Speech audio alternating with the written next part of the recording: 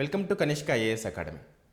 So మనకు మళ్ళీ న్యూస్లో మ్యాన్ యానిమల్ కాన్ఫ్లిక్ట్ గురించి రావడం జరిగింది. సో కేరళలో చూస్తే రీసెంట్గా మనకు ఇక్కడ టైగర్ అటాక్ వల్ల ఒక ట్రైబల్ ఉమెన్ చనిపోయిందని చెప్పేసి అక్కడ చాలామంది ప్రొటెస్ట్ చేయడం జరుగుతుంది గవర్నమెంట్ అగైనెస్ట్గా. సో ఇక్కడ మనకు ఎగ్జామ్ పాయింట్ ఆఫ్ వ్యూలో ఒకసారి అబ్జర్వ్ చేస్తే ఈ మ్యాన్ యానిమల్ కాన్ఫ్లిక్ట్ ఏదైతే ఉందో ఇది మనకి ఎగ్జామ్ పాయింట్ ఆఫ్ వ్యూలో అసలు ఎలా ఉపయోగపడుతుంది, అసలు దీన్ని ఎగ్జామ్ పాయింట్ ఆఫ్ వ్యూలో ఎలా చూడాలని చెప్పేసి మనం ఒకసారి అబ్జర్వ్ చేస్తే ఇక్కడ రీజన్స్ ఏంటి, అసలు ఈ మ్యాన్ యానిమల్ కాన్ఫ్లిక్ట్ పెరగడానికి ఈ మధ్యకాలంలో చూస్తే మనం చాలా ఇన్సిడెంట్స్ చూస్తున్నాం. ప్లస్ ఈ ఏంటివి అని అంటే ఈ ఎలిఫెంట్ అటాక్స్ కావచ్చు, టైగర్ అటాక్స్ కావచ్చు, లేదంటే లేపర్డ్ అటాక్స్ కావచ్చు, ఇలాంటివి మనం చాలా అబ్జర్వ్ చేస్తూ ఉన్నాం.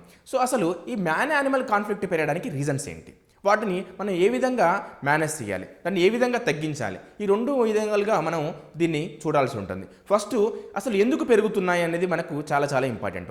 ఇక్కడ మనం దీన్ని ఒకసారి అబ్జర్వ్ చేస్తే డిఫారెస్టేషన్ కావచ్చు, లేకపోతే ఎన్క్రోచ్మెంట్ కావచ్చు, లేకపోతే ఇండస్ట్రియలైజేషన్ కావచ్చు, ఇవన్నీ కూడా రీజన్స్.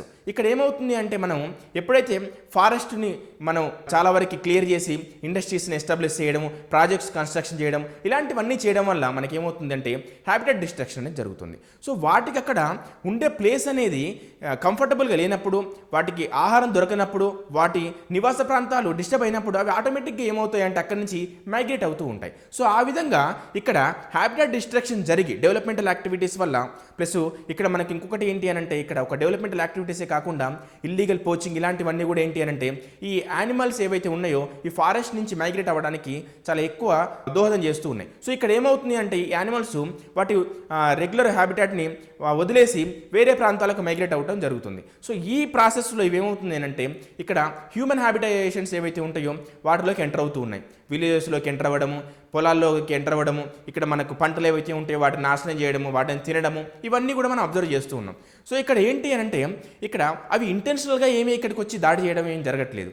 ఇవి అలా అని చెప్పేసి ఇవేమి మనం తీసిపారేసే విధంగా కూడా కాదు. ఇక్కడ ఏం జరుగుతుంది అని అంటే మనం ఏవైతే హ్యూమన్ యాక్టివిటీస్ ఏవైతే ఉన్నాయో, అన్సైంటిఫిక్ యాక్టివిటీస్ ఏవైతే ఉన్నాయో వాటి వల్ల ఇక్కడ వైల్డ్ లైఫ్ హ్యాబిటేట్ డిస్ట్రక్షన్ జరిగి అవి ఏమవుతుంది అంటే వాటి ప్లేస్లోకి మనం వెళ్తుంటే ఆటోమేటిక్ ఏమవుతుంది మన ప్లేస్లోకి అవి వస్తున్నాయి. సో ఈ విధంగా ఇక్కడ మనకు మ్యాన్ యానిమల్ కాన్ఫ్లిక్ట్ అనేది పెరిగిపోతూ ఉంది. సో ఇది మనం ఒక రీజన్గా మనకు తెలుస్తూ ఉంది. సో దీన్ని మనం ఎలా హ్యాండిల్ చేయాలి, అసలు మనకు ఏదన్నా స్టాట్యుటరీ ప్రొవిజన్స్ ఉన్నాయా దీని మీద, ఇవన్నీ ఒకసారి మనం అబ్జర్వ్ చేస్తే వైల్డ్ లైఫ్ ప్రొటెక్షన్ యాక్ట్ 1972 దీనికి సంబంధించి కొన్ని గైడ్లైన్స్ ఉన్నాయి. సో ఈ యాక్ట్లో ఏంటి అంటే మ్యాన్ యానిమల్ కాన్ఫ్లిక్ట్ని ఎట్లా మనం మేనేజ్ చేయాలి, వాటిని ఎలా తగ్గించాలి, ఇవన్నీ కూడా మనకు కొన్ని గైడ్లైన్స్ ఉన్నాయి. సో దీంతో పాటు ఇక్కడ ఏంటి అని అంటే ఇక్కడ ఈ వైల్డ్ లైఫ్ ప్రొటెక్షన్ యాక్ట్ 1970 అయితే ఉందో ఇది మామూలుగా ఏంటి ఫారెస్ట్ డిపార్ట్మెంట్కి సంబంధించింది. సో ఇక్కడ మెయిన్ ఇంటెన్షన్ ఏంటంటే యానిమల్స్ని ప్రొటెక్ట్ చేయడం, వాటిని హ్యాబిటేట్ డిస్ట్రక్షన్ ఆపడము, లేదా యానిమల్స్ని ప్రొటెక్ట్ చేయడం, ఇవన్నీ కూడా మనకు జనరల్గా ఉంటుంది. సో మ్యాన్ యానిమల్ కాన్ఫ్లిక్ట్ వచ్చేసరికి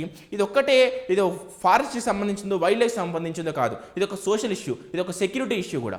సో ఇవన్నీ మనం అబ్జర్వ్ చేస్తే ఇక్కడ దీనికి చాలా ఎక్కువ మెకానిజం అనేది అవసరం, ఇక్కడ గవర్నమెంట్ ఇన్వాల్వ్మెంట్ కూడా చాలా ఎక్కువ అవసరం. సో అందుకే మనకు రీసెంట్గా కూడా మనం ఒకసారి అబ్జర్వ్ చేస్తే ఈ యాక్ట్ని కూడా అమెండ్మెంట్ చేసి కొన్ని స్టేట్ గవర్నమెంట్స్ కూడా ఏం చేశాయంటే ఆ స్టేట్స్లో కాంపెన్సేషన్ కూడా పెంచాయి.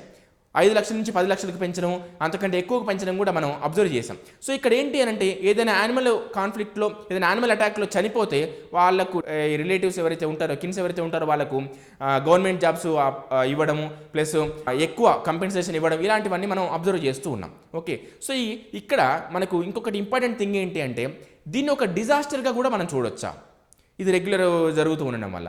సో ఈ పాయింట్ ఆఫ్ వ్యూ ఒకసారి చూస్తే మనకు ఈ మధ్యకాలంలో కేరళ ఏం చేసింది అంటే దీని ఒక స్టేట్ డిజాస్టర్గా గుర్తించడానికి కూడా ప్రయత్నం చేసింది. సో ఇక్కడ ఎందుకు ఇలా చేసింది అంటే ఫ్రీక్వెంట్గా ఈ మ్యాన్ యానిమల్ కాన్ఫ్లిక్ట్ జరుగుతూ ఉండడం వల్ల వాళ్ళు ఏం చేశారంటే దాని ఒక డిజాస్టర్ కింద కన్సిడర్ చేసి దానికి ఒక సపరేట్ మెకానిజం అనేది క్రియేట్ చేసి ఈ తగ్గించడానికి ప్లాన్ చేశారు. సో కంపెన్సేషన్ పెంచడం కావచ్చు, లేదంటే అవేర్నెస్ క్రియేట్ చేయడం కావచ్చు సోషల్ మీడియా ద్వారా, ప్లస్ ఒక ప్రత్యేకమైన సైంటిఫిక్ పద్ధతుల ద్వారా యానిమల్స్ని వాటి హ్యాబిటేట్ని ప్రొటెక్ట్ చేయడము, అవి హ్యూమన్ హ్యాబిటేషన్లోకి ఎంటర్ అవ్వకుండా చేయడము, ఇలాంటివన్నీ కూడా చేయడం అనేది ఈ దీంట్లో కూడా ఒక భాగం, ఈ గుర్తించడంలో స్టేట్ డిజాస్టర్ గుర్తించడంలో కూడా ఒక భాగం. సో ఈ విధంగా మనం అబ్జర్వ్ చేస్తే ఎగ్జామ్ పాయింట్ ఆఫ్ వ్యూలో వైల్డ్ లైఫ్ ప్రొటెక్షన్ యాక్ట్ దీని ఒక స్టేట్ డిజాస్టర్గా గుర్తించడము, ప్లస్ దీనికి రీజన్స్ ఏంటి, మ్యాన్ అనిమల్ కాన్ఫ్లిక్ట్ ఇంక్రీజ్ అవ్వడానికి, సో తగ్గించడానికి మనం ఎలాంటి ప్రయత్నాలు చేయాలి, సో ఇవన్నీ కూడా మనకు చాలా చాలా ఇంపార్టెంట్.